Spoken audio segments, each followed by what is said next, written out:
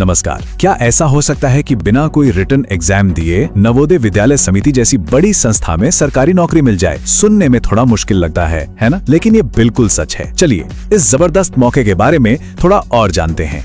और यही वो सबसे बड़ा सवाल है जिस पर आज हम बात करने वाले हैं।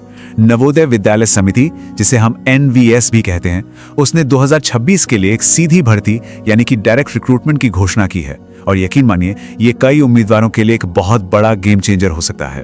तो आज हम इस मौके से जुड़ी हर छोटी बड़ी बात को समझेंगे।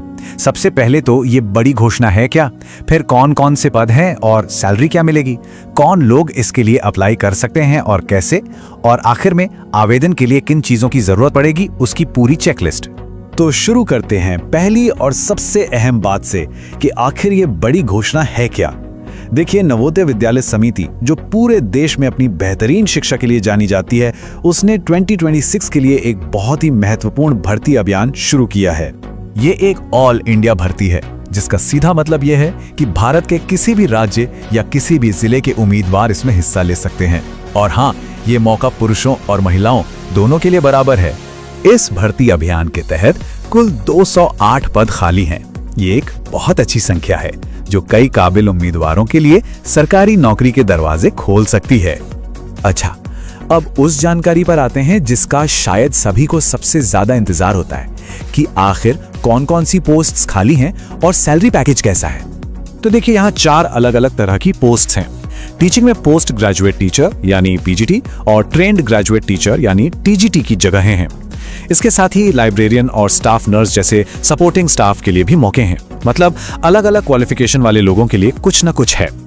अब बात करते हैं सैलरी की, जो काफी अच्छी है। शुरुआती सैलरी ही 42,000 रुपीज से ज्यादा है, जो एक जबरदस्त स्टार्ट है। और ये तो सिर्फ बेसिक है, इसके अलावा भी फायदे हैं। जी हाँ, इस बेसिक सैलरी के ऊपर से जो भी उम्मीदवार चुने जाएंगे उन्हें दूसरे भत्ते और सरकारी नौकरी के सारे फायदे भी मिलेंगे। इसका मतलब ये हुआ कि जो कुल सैलरी बनेगी वो और भी ज्यादा होगी। चलिए अब आगे बढ़ते हैं और ये समझते हैं कि इस नौकरी के लिए कौन लोग अप्लाई कर सकते हैं, और सबसे जरूरी बात कि सिलेक्शन का प्रोसेस क्या होगा। उम्र की बात करें तो यहाँ काफी बड़ी रेंज रखी गई है। 18 साल से लेकर 50 साल तक के लोग आवेदन कर सकते हैं। और हाँ, जो सरकारी नियम हैं उनके हिसाब से SC, ST और OBC जैसी आरक्षित श्रेणियों के उम्मीदवारों को उम्र में छूट भी मिलेगी। पढ़ाई लिखाई की योग्यता भी एकदम साफ है। ज्यादातर पदों के लिए कम से कम ग्रेजुएशन की डिग्री तो चाहिए ही। अगर कोई टीचिंग पोस्ट मतलब PGT या TGT के लिए अप्लाई कर रहा है तो B.Ed की डिग्री जरूरी है। लेकिन लाइब्रेरियन और स्टाफ नर्स की पोस्ट के लिए B.Ed की कोई जरूरत नहीं है। और अब आते हैं इस भर्ती की सबसे बड़ी और सबसे खास बात पर, इसका सिलेक्शन प्रोसेस। इसमें कोई भी लिखित परीक्षा नहीं है। जी आपने सही सुना, सिलेक्शन पूरी तरह से एक डायरेक्ट इंटरव्यू और उसके बाद डॉक्यूमेंट्स की जांच पर आधारित होगा।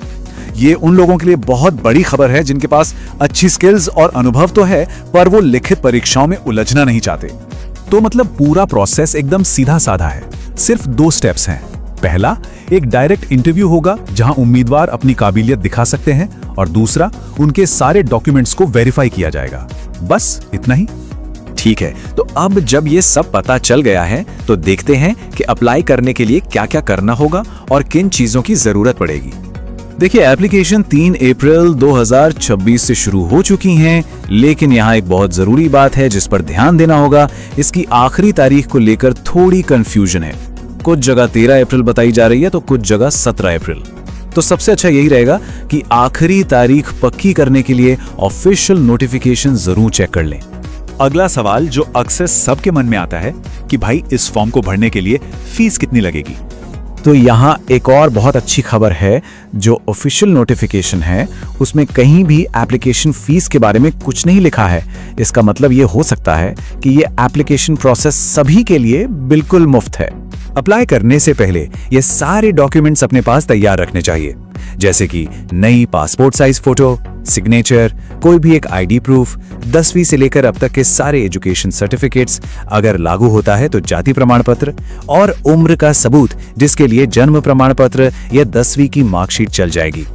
तो संक्षेप में कहें तो सीधी भर्ती या डायरेक्ट रिक्रूटमेंट का मतलब यही है एक ऐसा प्रोसेस जहां सिलेक्शन के लिए कोई लिखित परीक्षा नहीं देनी पड़ती, बल्कि इंटरव्यू और डॉक्यूमेंट्स की जांच के आधार पर ही नौकरी मिल जाती है। तो जैसा हमने देखा, ये वाकई एक अलग और सुनहरा मौका है। कोई एग्जाम नहीं, अच्छी सैलरी और एक नामी संस्था में काम करने का अवसर। अब ये सवाल उठता है कि बिना परीक्षा और सीधे इंटरव्यू वाला ये रास्ता क्या किसी के करियर के लिए सही हो सकता है? ये एक सोचने वाली बात है।